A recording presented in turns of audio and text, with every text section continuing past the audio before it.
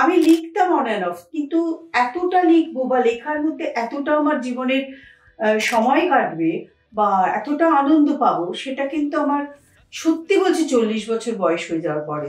তার আগে কিন্তু আমি প্রফেশনালি সেভাবে যে ওই কবি ও কবিতার প্রবন্ধ যুববাণীতে পড়ছি ওইটুকুনি। একটা পরীক্ষা দেওয়া হলো যেটাতে আসল ক্যাজুয়াল ছিল না, তো ন্যাচারালি আমি দেখলাম যে পার্মানেন্ট চাকরি প্রোডাকশনে আমি সেন্ট্রাল গভর্নমেন্টের চাকরি পাবো এবং আমার যে স্বপ্ন যে আমি ফিল্ম বানাবো ছোট ছোট সেটা আমি দূরদর্শন চাকরিটা পেলে আমার হবে। কারণ আমি কিন্তু সত্যি বাধা পাইনি এমন তো নয়, আমি অফিস থেকে বাধা পেয়েছি, সংসারে অনেক সময় অশান্তি হয়নি এমন তো নয়, আমি সারা রাত এডিট করছি বাড়ি ফিরিনি, আমার 8 মাসের বাচ্চা জ্বরে পড়ে আছে, এমন দিনও গেছে। Cup of chai with Orunima, a cup of chai with Orunima, a cup of chai with Orunima, a cup of chai with Orunima, a cup of chai with Orunima. Welcome, আবার চলে এসেছি তোমাদের অরুণিমা, তোমাদের পডকাস্ট, খুব ভালোবাসার পডকাস্টে cup of চা with Arunima. তোমরা সকলে জানো যে এই পডকাস্টে আমরা আমাদের লক্ষ্য এবং উপলক্ষ্য দুটোই two motivate people, to inspire people. আজকে আমাদের স্টুডিও আলো করে যাকে পেয়েছি, একজন মাল্টি ফেসেটেড ওমেন, এবং সারা জীবনে তার অনেক কর্মকাণ্ড, তার একাধারে গান লেখা, একাধারে অভিনয়, একাধারে দূরদর্শনে চাকরি জীবন, তার পাশাপাশি কস্টিউম ডিজাইনিং ইন ফিল্মস। তো জীবন যখন যেমন ওনার লেখা বই, এবং আমাদের আজকের টপিকটাই তাই, জীবন যখন যেমন। আর এইরকম একজন মাল্টি ফেসেটেড মানুষকে যখন আমার স্টুডিওতে পেয়েছি, আমি ভীষণ নিজেকে প্রাউড ফিল করি এবং ব্লেসড ফিল করি। আজকে তোমাদের সকলের প্রিয়, সকলের জানা যেই ব্যক্তিত্ব আমার সামনে আজকে হাজির আছেন আমার স্টুডিওতে, none other than Suchandra Chowdhury. Suchandra দি, থ্যাংক ইউ সো মাচ। তোমাকেও অনেক ধন্যবাদ আমাকে ডাকার জন্য। Thank you. আমার লক্ষ্যই থাকে যে সাকসেস স্টোরি নিয়ে হাজির হই সবার সামনে। তো আজকে সুচন্দ্রা চৌধুরীর সাকসেস স্টোরি আমরা শুনে নেবো বন্ধুরা। কবে থেকে শুরু হয়েছিল এই সুচন্দ্রা চৌধুরী, আজকে সুচন্দ্রা চৌধুরীতে কতদিনের যাবতের তার সাকসেস স্টোরি? আসলে কি জানো, ফিল্ম ইন্ডাস্ট্রিতে মানে হ্যাঁ অরুণিমা, একটা জিনিস বলি, সেটা হচ্ছে পারফরমেন্স। মানে আমি যেটা করতে চাই মানুষের সামনে, করতে ভালোবাসি, এটা আমি বুঝতে পেরেছিলাম আমার 5 বছর বয়সে। তো 5 বছর বয়সে আমার আবৃত্তি দিয়ে শুরু। তখন আমি আবৃত্তি কবিতার মানেও হয়তো বুঝিনি, কিন্তু কিছু একটা নিশ্চয়ই ছিল আমার পারফরমেন্সে, যার জন্য আমি একটা বিশেষ উপহার সেদিন আমাকে দেওয়া হয়েছিল, এবং সবার কোলে কোলে কোলে কোলে সেদিনটা আমি জীবনে ভুলবো না। ওই আমার শুরু, কবিতা দিয়ে শুরু, আবৃত্তি দিয়ে শুরু। তারপরে তো যুববাণী, আকাশবাণীর যুববাণীতে আবৃত্তির যে অডিশন হলো, তাতে আমি কবিতা সিংহরাতে ফার্স্ট হলাম। তো ন্যাচারালি আমি প্রত্যেক মাসে কবিতা এই করে করে পারফরমেন্স। তারপরে হলো আমার বিয়েও হয়ে গেল খুব তাড়াতাড়ি, আমার 20-21 বছর বয়সে। আকাশবাণীতেও কাজ করা? আকাশবাণীতে ক্যাজুয়াল ওই আর কি আবৃত্তি করতাম বা প্রবন্ধ একটা লিখতাম, কবিও তার কবিতাগুলো, মানে ক্রিয়েটিভিটিটা বিশেষত খুব কম বয়স থেকেই সুচন্দ্রাদির মধ্যে ছিল। কিন্তু অনেকগুলো অদ্ভুত জীবনের স্টেজ আছে জানো তো। আমি এটা এত বয়সে এসে না, আমার এটা মনে হয় যে সবকিছুরই বোধহয় একটা সময় আছে। সময়টা হচ্ছে খুব ইম্পর্টেন্ট, কারণ আমি লিখতাম অন অ্যান্ড অফ, কিন্তু এতটা লিখবো বা লেখার মধ্যে এতটা আমার জীবনের সময় কাটবে বা এতটা আনন্দ পাবো, সেটা কিন্তু আমার সত্যি বলছি 40 বছর বয়স হয়ে যাওয়ার পরে।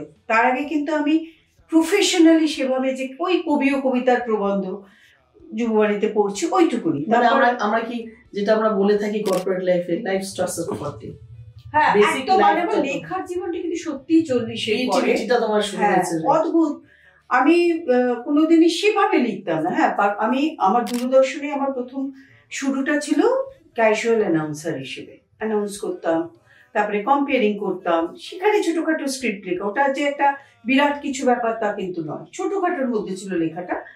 এই করতে করতে আমি ওই একটা পরীক্ষা দেওয়া হলো যেটাতে আসল ক্যাজুয়াল ছিল না, তো ন্যাচারালি আমি দেখলাম যে পার্মানেন্ট চাকরি প্রোডাকশনে আমি সেন্ট্রাল গভর্নমেন্টের চাকরি পাবো এবং আমার যে স্বপ্ন যে আমি ফিল্ম বানাবো ছোট ছোট সেটা আমি দূরদর্শন চাকরিটা পেলে আমার হবে।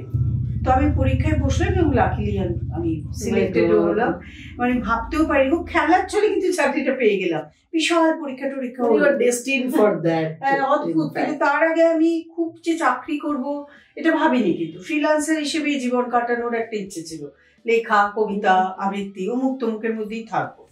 দূরদর্শনে এবার ঢুকে গেলাম, 32 বছর দূরদর্শনে আমি প্রচুর প্রোডাকশন করেছি এবং তখনই আমার লেখার ওই তাগিদটা ভেতর থেকে এলো। কারণ আমি যখন ফিল্ম বানালাম, বেশ কিছু টেলিফিল্ম আমি ডিরেক্ট করেছি দূরদর্শনে থাকা, দূরদর্শন ফিনান্স করেছে, আমি প্রচুর অ্যাওয়ার্ড পেয়েছি, মানে দূরদর্শন অ্যাওয়ার্ড। সেগুলো মানে দূরদর্শন চালু করলো 2001-এ, মানে দূরদর্শন ন্যাশনাল অ্যাওয়ার্ড। তাতে 2001-এ চালু করলো, 2001-এই আমার লেখা একটা গান, দেবজ্যোতি মিশ্রের সুর, অনেকটা ওই পাপা ডোন্ট প্রিচ বলে যে গানটা ছিল, ওটা ইন্সপায়ার্ড বাই একটা বাচ্চা ছেলে কিভাবে সবাই মিলে তার। একটু যদি দর্শকরা শুনতে চায়, আমি তোমাকে একটু ক্লিপিংটা পরে পাঠিয়ে দিই। আচ্ছা, মানে একটা বলি জাস্ট। হ্যাঁ, ওই রানা ছিল, মানে রানা ফোন ধরলেই কাড়াকাড়ি, ছাড়ো ফোন এক্ষুনি তাড়াতাড়ি, গল্প একদম করো না, এরকম ছিল। মানে রানাকে সবাই উপদেশ দিচ্ছে, সেম জিনিসটা কিন্তু বলছে এটা ওর মাসি, কিন্তু মাসি ফোন নিয়ে গল্প করে যাচ্ছে, এরকম একটা ব্যাপার ছিল। দেবজ্যোতি মিশ্র সুর করেছিল আমার লেখা, আর আমার ছেলে তখন এইটুকুনি ওই গেয়েছিল, রানার রোলটা ওকে দিয়েই করিয়েছিলাম। আর এডিটিংটা বিখ্যাত পরিচালক অতনু ঘোষের করা। অতনুর সঙ্গে আমি 22 বছর কাজ করেছি। বলা যায় অতনু আমার থেকে অনেক কিছু, আমার যা আমি ভাবতে পারিনি সেগুলো বার করে নিয়েছে। যেমন আমি না হঠাৎ করে 40 বছর যখন বয়স হলো, হঠাৎ করে আমার কলমে ছড়া আসতে আরম্ভ করলো। মানে ওই মানে কি বলবো, মেলানোটা যেটা নিয়ে মজা হয়, রাইমিং যেটাকে বলে, মানে ছন্দ মেলানোটা যে এত সোজা আমি বুঝতে পারিনি। তার আমার যেন ভেতর থেকে কেউ ছন্দ মিলে ছড়া, মানে আমার এমনি চলে আসছে। তো একবার আমি অতনুকে ওর জন্মদিনে ওর সঙ্গে, তখন আমি এবং কম্পিউটার বলে একটা বড় প্রজেক্ট করেছিলাম দূরদর্শনেরই, তাতে আমি one of the main cast ছিলাম, অভিনয় করেছিলাম, প্লাস স্ক্রিপ্ট মানে গান লেখা সবকিছু। ও আমাকে হঠাৎ করে বলে যে আপনি এত ভালো ছড়া লিখছেন, আপনি গান লিখুন না। গান লেখা আর ছড়া লেখা তো এক নয়। তো কিন্তু ও তখন গোয়েন্দা পরিবার বলে একটা জিতে তখন উইকলি হতো সিরিয়াল, অনেক বছর আগের কথা বলছি। তো ও তখন আমার বললো যে এটা টাইটেল সংটা আমি একজনকে দিয়ে লিখিয়েছি, খুবই বিখ্যাত একজন, নামটা বলছি না, কিন্তু আমার পছন্দ হয়নি, মানে ভীষণ মডার্ন লাগছে না আমার যে কনসেপ্ট। তো ন্যাচারালি আমি বললাম ঠিক আছে আমি চেষ্টা করতে পারি। তো চেষ্টা করলাম এবং সুপারহিট, মানে ওই গানটা হয়েছিল। এখন আর ইন্দ্রনীল সেন গেয়েছিল এটুকুনি মনে আছে। তারপরেও মানে ওই আমার গান লেখা শুরু। তারপরে অতনু ঘোষের 6টা ফিল্মে আমি সব গান লিখেছি, যে গানগুলো ইউটিউবে আছে। অরিজিৎ সিংও গান গেয়েছে, যার জন্য আমি রেডিও মির্চিতে অ্যাজ আ লিরিসিস্ট আমি নমিনেশন পেয়েছিলাম, কিন্তু আনফর্চুনেটলি অ্যাওয়ার্ডটা আমি পাইনি। কিন্তু ঠিক আছে, মানে আমি যেটা প্রথমেই শুরু করেছিলাম বন্ধুরা, আমি একজন আজকে গেস্ট স্পিকার যাকে আমার স্টুডিওতে পেয়েছি, উনি একজন মাল্টিফেসেটেড ওম্যান। মানে এই যে কর্মজীবনের মধ্যে তার কত ক্রিয়েটিভিটি ইনপুট করা আছে, তার গান লেখা, তার রাইমিক গান লেখা, তার গানে সুর দেওয়া এত নামজাদা গায়করা, তারপরে নিজের কর্মজীবন, ফ্যামিলি, তারপরে বই লেখা, তারপরে অভিনয় করা। মানে আমি যেটা জানতে চাই সুচন্দ্রা, মানে আজকে তুমি নিজেকে কোথায় তোমার ভাবো যে তুমি এতগুলো জিনিস করেছো কিভাবে? What was your inspiration? Seriously আমি বলবো সেটা মিরাকল। তার মধ্যে আমি ছেলে মেয়ে মানুষ করেছি, আমার একটি ছেলে একটি মেয়ে, তাদের বড় করেছি। যারা বলে যে সংসার করলেই বাইরেটা করা যায় না, আবার বাইরেটা অনেক আছে, ব্যালেন্স করাটা প্রচুর কষ্ট হয়, প্রচুর কষ্ট, পসিবল না। আমারই এক কলিগ, সবাই হয়তো চেনো তোমরা, স্নেহাশিস সুর, খুব নাম করাই, সে নিউজে ছিল, খুবই তার অনেক অ্যাক্টিভিটি। স্নেহাশিস আমার সবসময় বলতো সুচন্দ্রাদির আমাদের দিন 24 ঘন্টা শেষ হয়, সুচন্দ্রাদি 48 ঘন্টায় একটা দিন করে, মানে এমন কাজ করে যে 48 ঘন্টাতেও সেটা শেষ করা যায় কি করে বলতো। কিন্তু তুমি যেটা বললে না অরুণিমা, যে সাকসেস স্টোরি, আজকে জীবনের এই প্রান্তে এসে আমার মনে হয় কি সফলতা আমি পেয়েছি, পাইনি সেরকম হয়তো। আর একটা কথাও মনে হয় যে একটা মানুষ সে বোধ হয় এত কিছু করা উচিত নয়। এটা আমার মনে হয় আজকে এখন এসে এই জীবনে একেবারে শেষের দিকে এসে প্রান্ত বেলা বলতে পারো, মনে হয় যে একটা কোনোতে এক্সেল করাটা বোধ হয় বেটার। এত কিছু নিয়ে আমি ভেবেছি, এত কিছু পারছি বলে সবকিছুর মধ্যে মাথা গলিয়ে দিচ্ছি, কোনোটাই না ঠিক। মানে এটা কি নিজের জীবনে মানে আজকের জীবনে দাঁড়িয়ে যেখানে দাঁড়িয়েছো সেখানে এটা কি মানে ভালো লাগা না অনুশোচনা? অনুশোচনা হয়, অনুশোচনা। আমি এই যে তুমি কথাটা বললে না, জীবন যখন যেমন, আমি কিন্তু সেইভাবেই নিয়েছি জীবনটাকে। ঠিক আছে, এটা এসছে আমার কাছে, এটা আমি দেখছি, জীবন এখন এরকম, ঠিক আছে, পরে জীবন পাল্টে যাচ্ছে যেমন, ঠিক সেরকম সেভাবেই নেব। কিন্তু একটু বোধহয় প্ল্যান করা উচিত। আমি আমার জীবনটাকে একেবারে আনপ্ল্যান্ড কাটিয়েছি। তুমি যে জিনিসটা তুমি বলছো যে তোমার আজকে অনুশোচনা হচ্ছে, রাইট? Not like that. আমার যখন মনে হয় আজকে যে আমরা আজকের যুগে দাঁড়িয়ে যখন আমরা দেখলাম যে একটা ফ্লাইট ক্র্যাশ হলো, হ্যাঁ, একটা ফ্যামিলি কত তাদের প্ল্যান প্রোগ্রাম ছিল, কিন্তু তুমি তো কিছু হলো না, তো এক নিমেষের মধ্যে শেষ হয়ে গেল। কিন্তু এখন আমার মনে হয় যে তোমার লাইফ হিস্ট্রি, তোমার সাকসেস স্টোরিটা দেখে তুমি সব দিকে জয়ী।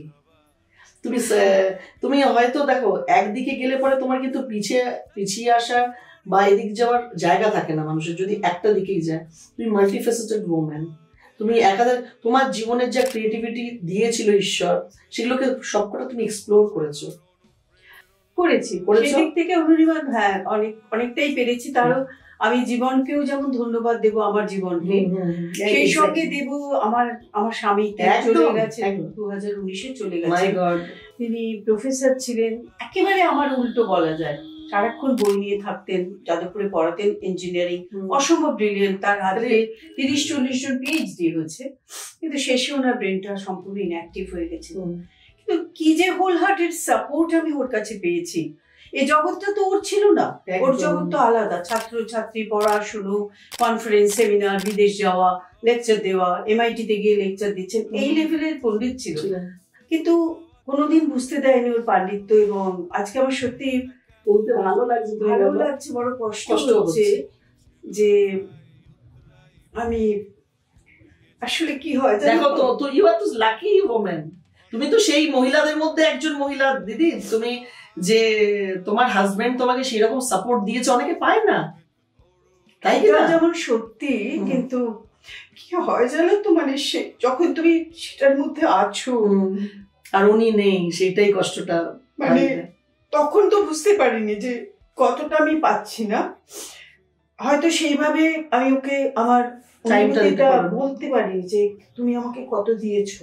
তাই জন্যই মানে অতটা একটা কনজারভেটিভ। আমি শ্বশুর শাশুড়ি, আমার 2 অবিবাহিতা ননদ, তখন আমার 21 বছর বয়স, বিয়ে হয়েছে না। দিদি তুমি আজকে তোমার হাজবেন্ডের সাপোর্টটা সেভাবে পেয়েছিলে বলে আজকে তুমি এতটা এক্সপ্লোর করতে পেরেছো নানাবিধ দিক থেকে, এবং সাথে সাথে সরকারি চাকরি চালিয়ে যাওয়া, দূরদর্শন কেন্দ্রের মতো জায়গায়, এবং অ্যাজ এ প্রযোজক টাফ ছিল, ভেরি টাফ ছিল। তারই মধ্যে অবশ্য তোমার যে কবিতা লেখা, কবিতা তো মানে আমার খুব বেশি কবিতা কিন্তু আমি লিখেছি করোনার পিরিয়ডটাতে, যখন আমি বন্দি, কোনো কাজ করতাম না। একটা কবিতা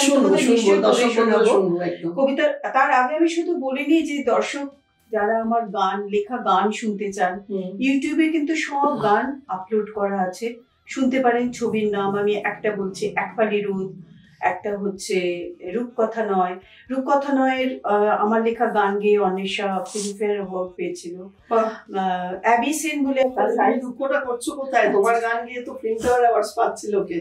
না, দুঃখ তাও হয় যে আরো কিছু মানে এই অবশ্যই অতৃপ্তি সবারই থাকে, ক্রিয়েটিভ মানুষজনদের থাকে। খালি মনে হয় যে যে রেকগনিশনটা আমার পাওয়ার কথা ছিল ততটা আমি পাইনি, আর এখন তো শেষ হয়ে এলো। দেখো, আমি তো আমার অভিনয় জীবনটা, হ্যাঁ, অন অ্যান্ড অফ আমি টেলিফিল্মে লুকিয়ে চুরিয়ে অভিনয় করেছি, কারণ দূরদর্শনে কাজ করলে অভিনয় করা যায় না, যেহেতু পর্দায় আমার মুখটা দেখা যেত, আমি করতে পারি না। কিন্তু তাও আমি লুকিয়ে চুরিয়ে, তখন তারাতে বেশ কিছু টেলিফিল্মে আমি বড় বড় রোল করেছি, ওই 4-5 দিনের ছুটি নিয়ে। সামহাও সেদিক থেকে অফিস খুব বেশি কিছু ঝামেলা আমার সঙ্গে করেনি, আমাকে সাসপেন্ডও করে দিতে পারতো, করেনি। কিন্তু সেইভাবে অভিনয় আমি ইভেন একটা টেলিফিল্মে আমি আর কৌশিক সেন, ওটাই আমার জীবনে প্রথম ক্যামেরার সামনে অভিনয়, তাতে আমি কিন্তু ওই Uttam Kumar best actress award পেয়েছিলাম। বাহ। তো সে এই যে তুমি উত্তম কুমার বেস্ট অ্যাক্ট্রেস পেয়েছো, এবং কত কত গুণ একটা মানুষের। সে দুটো ছেলে মেয়েকে বড় করেছে, সে স্বামীকে শ্বশুর, মানে তুমি যেটা বললে সবকিছু একাধারে করা। শাশুড়িও আমার শেষ জীবন অব্দি তারা আমার সঙ্গে ছিলেন। তাহলে এগুলো তো বড় পাওয়া দিদি, বড় পাওয়া মেয়েদের জীবনে। আজ তুমি যদি এক একটা মেয়েদের জীবন ধরতে চাও, তোমার এই গল্প, তোমার এই জীবনের কাহিনী, তোমার এই জীবনের সাকসেস স্টোরি আজকে অনেক মেয়েকে হয়তো মোটিভেট করবে সামা। আমার মনে হয় সবাইকে আমি একটা বার্তা সত্যি দিতে চাই যে আজকে যুব সমাজের জন্য বিশেষ করে ভিতর থেকে যদি কোনো তাগিদ তুমি অনুভব, নিজেই বুঝতে পারবে একটা তাগিদ অনুভব, একটা কিছু সৃষ্টি করার, দ্বিধা করো না। তার জন্য যদি কিছু বাধা আসে, দেখো কিভাবে সেটা সরিয়ে তুমি এগিয়ে যাও। কারণ আমি কিন্তু সত্যি বাধা পাইনি এমন তো নয়। আমি অফিস থেকে বাধা পেয়েছি, সংসারে অনেক সময় অশান্তি হয়নি এমন তো নয়। আমি সারা রাত এডিট করছি, বাড়ি ফিরিনি, আমার 8 মাসের বাচ্চা জ্বরে পড়ে আছে, এমন দিনও গেছে। পেরেছো দিদি তুমি, তো হয়েছে। আর তারপরে এখন এই সময় এসে মনে হয় ওই একটা কথা অরুণিমা, সত্যিই মনে হয় যে কোথায় এতগুলোর মধ্যে কোনটা আমার সব থেকে জোরের জায়গা, সেটা বেছে নিলে ভালো হতো হয়তো। সেটা তো আমি হয়তো এক্সেলেন্ট করতাম। দেখো আমার পরিচয় আজকে দর্শকের কাছে, তুমি বলছো আমি লিখি, হ্যাঁ লিখি। আমার লেখা স্ক্রিপ্টে অশোক বিশ্বনাথন ফিচার ফিল্মও করেছে, তো তাতে আমি ছোট একটা রোলও করেছি, মজার রোল। তো আমি ওটা হচ্ছে 2+2=4 বোধহয়। বাহ, ইউটিউবে আছে ছবিটা। অশোক বিশ্বনাথনের মতো ডিরেক্টর, ওর সঙ্গে আমি অনেক দিনে পরিচয়, কারণ ওর যে গ্রুপ থিয়েটার ছিল তাতে আমি বহু ফিরি নাম, ওটাতে আমি অভিনয় করতাম, একসময় স্টেজে অভিনয় করতাম। সারা রাত্রির যে বিখ্যাত বাদল সরকারের নাটক, তাতে আমি মেন রোলটা করতাম। তো ওটা আমার অনেকগুলো শো আমরা করেছিলাম। পরে আমি তমাল রায়চৌধুরীর গ্রুপেও তারতুফ, ঋতুপর্ণের স্ক্রিপ্ট, সেটাতেও মেন রোলটা করতাম তারতুফের সঙ্গে, যে এলমির। তো অনেক অভিজ্ঞতা হয়েছে। তো কবিতাটা আমরা এখন শুনি। হ্যাঁ, এখন কবিতাটা নিয়ে আমি একটা কথা বলি, সেটা যে সেটাও এই যে কবিতা একটা মুহূর্তের অনুভূতি, কিন্তু সেটা যখন আসে তোমার কাছে, সেটা ভেতর থেকে বেরোয়, ভেতর থেকে আসে, একজন আর্টিস্টের ভেতর থেকে আসে, সেটা বার করে দিতে হয়। আমি দেখো, মানিক বন্দ্যোপাধ্যায় দিবারাত্রির কাব্য বলে একটা উপন্যাস আছে, যেখানে আনন্দ বলে একটি চরিত্র, তুমি সেই হেরম্বকে জিজ্ঞেস করছে যে তুমি কি করে বুঝবে প্রসব যন্ত্রণা, তুমি তো ছেলে। তখন হেরম্ব বলছে, হ্যাঁ আমি জানি, কারণ আমি কবিতা লিখি। ক্রিয়েটিভিটিটাও তো একটা, যতক্ষণ না তুমি বার করছো একটা অশান্তি, যতক্ষণ সে একটা অসহ্য যন্ত্রণা বেরিয়ে গেল, তুমি আমার আবার এটা এত বেশি রিলিফড হয়ে যায়। আমার ছবি তুমি করতে গিয়েও তাই, কতক্ষণে করবো, কতক্ষণে বড় ছবি করবো, ওটার মধ্যে তুমি বাস করছি, কিন্তু যতক্ষণ না হয়ে যাওয়ার পরে যে আনন্দ, সেই রিলিফটা, আমার আবার এই করে অনেক লেখা হারিয়েও যায়। এমনকি আমি খামের পেছনে হয়তো কোথাও যাচ্ছি, আমার মাথায় কিছু এলো, লিখে নিলাম, খামটা আমি গাড়িতেই ফেলি, কোথাও চলে এই ইউনিভার্সিটি থেকে যায়। তোমার এত কর্মকাণ্ড সব তো থেকে যাবে, আমাদের ক্যামেরা বন্দী হয়ে রইলো আজকে দিদির গল্প। তোমাকে এবং তোমার টিমকে আমার আন্তরিক ধন্যবাদ। এই কবিতাটা তুমি আমার এই মুহূর্তে আমার অনুভূতি নিয়ে বুঝতে পারবে, যে আজকে আমার হাজবেন্ড নেই, যে আমার বাড়ি ফেরার জন্য বসে থাকতো, প্রতি মুহূর্তে ফোন করতাম। একটা সময় গাড়ি চালাতাম, যখন গাড়ি ও ফোন করছে, ফিরছো না কোথায়, আমি প্রচন্ড রেগে যেতাম। আমি যদি অ্যাক্সিডেন্ট হয়, তোমারই কিন্তু সব থেকে বড় ক্ষতি হবে, আমি গাড়ি চালাচ্ছি, প্লিজ আমাকে বিরক্ত করো না, চিৎকার করতাম। তো কিন্তু আজকে আমি সেগুলোই মিস করি। কেউ জিজ্ঞেস করার নেই যে কখন ফিরছো, কিংবা কাউকে বলার নেই। আজকেই যেমন এই শাড়িটা বার করে মনে হলো, ওকে হলে জিজ্ঞেস করতাম এটা পরবো আজকে, ভালো লাগবে আজকের ওয়েদারে, সেরকম জিজ্ঞেস করারও কেউ নেই। রিলেশনস এর বন্ডিংটা কতটা ইম্পর্টেন্ট মানুষ। প্লাস আমার মাও নেই, আমার মা 11 বছর আমার কাছে ছিলেন বাবা মারা যাওয়ার পর, মানে যার কাছে আমি মন উজাড় করে দিতাম। তো সেই যে স্নেহ নিম্নগামী বিদ্যাসাগর বলে গেছে। খোঁজ নিত দিনের শেষে এই দুটো লোকই। হ্যাঁ, কেন? কারণ যারা আমার থেকে নিম্নগামী মানে কি, আমার যারা বড় তারা তাদের স্নেহের স্রোত আমার হয়েছে, কিন্তু আমার স্নেহের স্রোত যেখানে হয়েছে, কিন্তু আমার মাথার উপরে এখন দাদা দিদি কাকা কাকি বলার লোক কমে গেছে, স্নেহের ছায়াটা আমার আস্তে আস্তে সরে যাচ্ছে। সেই জন্য কবিতাটা ওইটা নিয়ে আমি ছোট্ট কবিতা, একটা ছোট্ট, মানে মানুষ যে বাড়ি ফেরে, বাড়ি ফেরাটা কি, আসলে বাড়ি ফেরাটা কি, সেটাই আমার কবিতার বিষয়। কবিতার নামও হচ্ছে বাড়ি ফেরা। বাহ। আচ্ছা, তোমরা সবাই কাজের শেষে ঠিকঠাক বাড়ি ফিরতে পারো? মানে যাকে বলে সত্যিকারের বাড়ি ফেরা, বুঝলে না তাই না? আসলে কি জানো, বাড়ি ফেরা মানে দরজা খুলে ঘরের মধ্যে ঢুকে পড়া নয়। বাড়ি ফেরা হলো একটা অনুভূতি। কেমন জানো, এই যেমন ধরো তোমার ফেরা মানে কারুর প্রতীক্ষার অবসান, অথবা তোমার ফেরা মানে কারুর স্নিগ্ধ হাসির আবাহন, কিংবা তোমার ফেরা মানে হাজার কথার ফুলঝুরি। তোমার ফেরার ঠিকানা আসলে যে এক মনের বাড়ি। জানো, আমি কতদিন হলো বাড়ি ফিরি না। দরজা খুলে ঘরে ঢুকি, কিন্তু বাড়ি ফিরি না। মাই গড, মানে সত্যি কথা ভীষণ ভালো এই যে অনুভূতিটাকে প্রকাশ করা। সুপার ট্যালেন্টেড একজন মানুষ। আজকে আমি ফিলিং ব্লেসড যে সুচন্দ্রাদিকে পেয়েছি, এবং এই যে জীবন যখন যেমন, সুচন্দ্রাদির আজকে বইটা, এটার মধ্যে অনেক কিছু, এই 3টে ওয়ার্ডের মধ্যে তার জীবনের অনেক কথা। আর এই বাড়ি ফেরা নিয়ে কবিতাটাও আমরা শুনলাম। তোমরা দিদি চ্যানেলটাকে ফলো করো এবং আমাদের ডিজম্যাক্স ক্রিয়েশনের চ্যানেল ফলো করো। এরকম সাকসেস স্টোরি নিয়ে তোমরা বুঝবে, তোমরাও পারবে। আজকে এরকম ট্যালেন্টেড মানুষের সব দিকটা গুছিয়ে সুন্দর করে করেছে। আর বাড়ি ফেরা, আজকে আমাদের বাড়ি ফেরার সময় হয়েছে, তাই আজকের মতো এখানেই রাখি, তাই না? আমরা এখন তাই তোমাদের কাছ থেকে অনুমতি চাইছি, আমরা এখন বাড়ি ফিরছি। তাই সবাই ভালো থেকো। নেই কোনো গল্পের মাঝে, শুনে নাও তুমিও লাগবে কাজে, বাঁচার অনুপ্রেরণা। A cup of chai with Orunima, a cup of chai with Orunima, a cup of chai with Orunima, a cup of chai with Orunima, a cup of chai with Orunima.